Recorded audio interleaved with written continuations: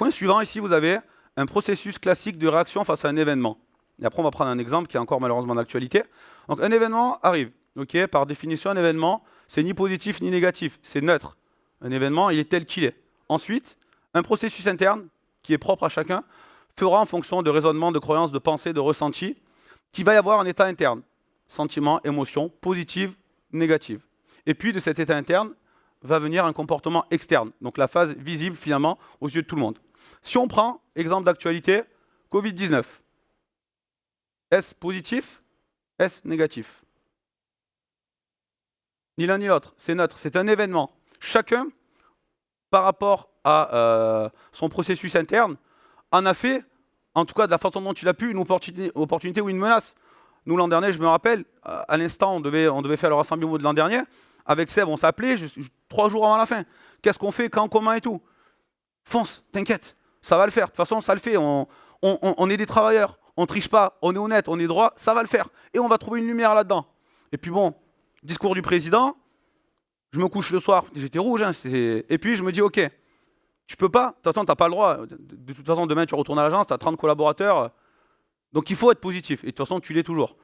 Puis je me dis, ok, comment on va trouver quelque chose de positif dans cette situation? Et franchement, à ce moment-là, c'était difficile. Quand on nous dit, pendant 2 mois, l'agence va être fermée, il y a les crédits, il y a les charges, il y a les salariés, il y a tout ce qu'il faut, quoi. Tout ce qu'ont les entrepreneurs. Ok, on va trouver une opportunité. Et je me suis connecté gentiment en ligne, sur Zoom, avec les conseillers, pour les rassurer. Et d'habitude, c'est visualisation, affirmation. Là, je l'ai fait dans l'autre sens. J'ai affirmé que c'était une opportunité. C'est une opportunité pour nous, c'est une opportunité pour nous. Sachant qu'au départ, probablement lors des premières ou 2 premières journées, à aucun moment je savais quelle opportunité. C'est juste que je l'ai martelé. Puis je me suis dit, maintenant que tu as fait, entre guillemets, cette annonce publique auprès de tous tes conseillers, tu vas passer pour un guignol si tu n'en trouves pas une opportunité. Mais mon degré d'ouverture au niveau de mon état d'esprit était totalement différent de celui du soir d'avant quand je me suis couché en voyant rouge, où en fait je ne voyais rien. Et c'est ça, je me suis dit, comment on va pouvoir aller chercher du développement dans notre entreprise? Et c'est vrai que nous, je ne vais pas dire grâce, mais du fait de cet événement neutre, on a réussi à en tirer quelque chose de positif. Et je pense que ça, c'est vraiment un principe de vie qu'on doit tous et tous avoir. De se dire, ok, à partir d'aujourd'hui, je ne dirai plus qu'un événement est négatif.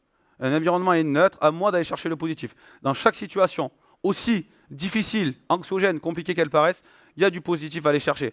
Et si vous regardez des personnes comme Anthony Robbins et regardez la vie qu'il a eue et ce qu'il va chercher, franchement, putain, il n'y a rien de compliqué dans ce qu'on fait. Et si on relativise notre métier, là je parle pour les conseils immobiliers, par rapport à d'autres personnes, j'ai pu interviewer Philippe Croison, son histoire, mais à quel moment on a le droit de dire que c'est difficile d'aller passer des coups de fil à des clients ou d'aller taper à des portes pour entrer des mandats?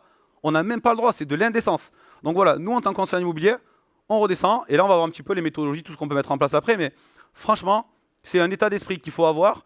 C'est pas quelque chose qui est acquis, je suis pas né comme ça, mais à un moment donné, on se dit, est-ce que j'ai envie de subir toute ma vie, ou est-ce que j'ai envie d'avancer et de dire, ok, il me reste X jours, années, j'en sais rien à vivre, putain, mais j'ai envie de kiffer, d'avancer comme j'ai envie d'avancer. Et si on a une seule liberté, quand on est entrepreneur, justement, c'est cette liberté d'agir et de penser sans être brimé.